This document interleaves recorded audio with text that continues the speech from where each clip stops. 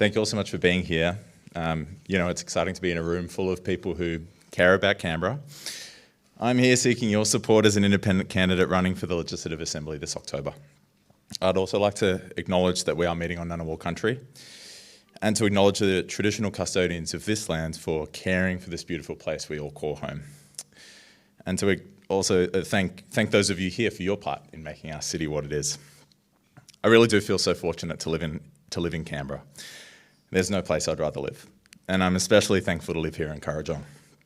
I went to school at St Emerson College in Griffith, studied down the road at ANU, started a small business over in Campbell, and as Lee said, now live in Dixon with my wife and our 2-year-old son. I think this is a special part of the world, and I think we should be doing everything we can to keep it that way. Maybe make it even more special. Over the last few months, I've focused my attention on pulling people together around this movement under the banner of Independence for Canberra. And when given a chance to speak, I've chosen my words carefully as a spokesperson for the group, wanting always to keep what we're doing open and inclusive to anyone who wants something better for our community. I haven't really focused on my own interests or beliefs because I've not wanted to exclude people who perhaps don't share them. And I've taken that approach because I think we need a more inclusive kind of politics.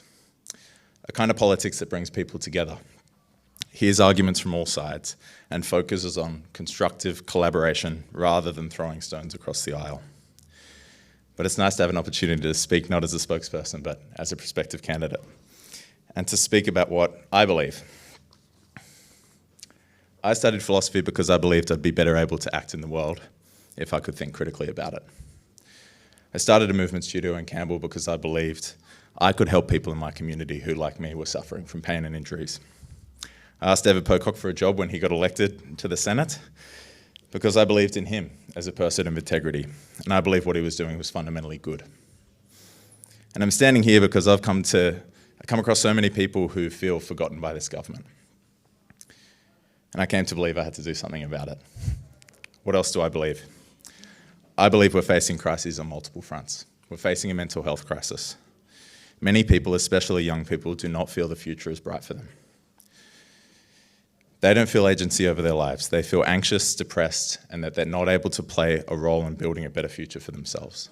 They feel distant from the people around them, lacking the kind of community connection we really need to thrive as humans. We talk a lot about mental health services, which we do need to invest more in. What I don't see is our leaders talking about root causes. Why are so many people in our community unwell? And what could we do to turn things around, to help people be well and give ourselves hope for the future? These aren't questions I hear being asked, let alone answered by the people that we pay to make decisions on our behalf. The people who really need to be grappling with these kinds of questions. And I believe that's because we're facing a crisis of leadership, where politicians focus more on themselves than on those they represent, where their interests and the interests of their parties come before our interests, where decisions are made for the sake of the next election, rather than on the basis of what's best for us all in the long term.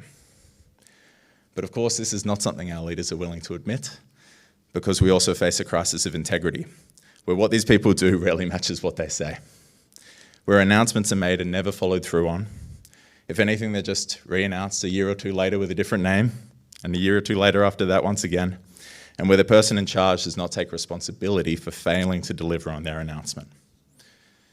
We're also facing a growing crisis of fairness, where secure housing has become a distant dream for entire portions of the population. I don't think we're offering a fair deal to people, especially young people. So coupled with the climate crisis, we shouldn't be surprised that they're not hopeful for the future. The system's not working. Too often the fortunate few are failing to do what's right and to do what's needed to increase the fortunes of all. It's not okay that we live in a city where housing, healthcare, and quality education are increasingly available only to those who can afford it. That's not the Canberra I believe in, and that's not the Canberra I want for my son. It's not all doom and gloom. I also believe that we can solve our problems. I don't believe that we're victims of history. This is the incredible thing about democracy, is that we can come together and work to create a better future for our kids, for everyone's kids. And I believe there's no better place to tackle these crises than here in Canberra, because I believe Canberrans do care about people. We have a strong social conscience and high ethical standards. We expect ourselves and each other to do what's right. and we have the resources to solve these problems. The ACT is a smaller jurisdiction with one level of government that could move quickly. We have the highest median income in the country, and there's a real social license here to show ambition when it comes to pushing for progress. We're innovators. We have a highly educated, highly skilled population, ready and willing to offer their expertise, to help source the best available evidence, and to come up with solutions that work. But we're lacking the political leadership needed to strive for a truly world-class Canberra.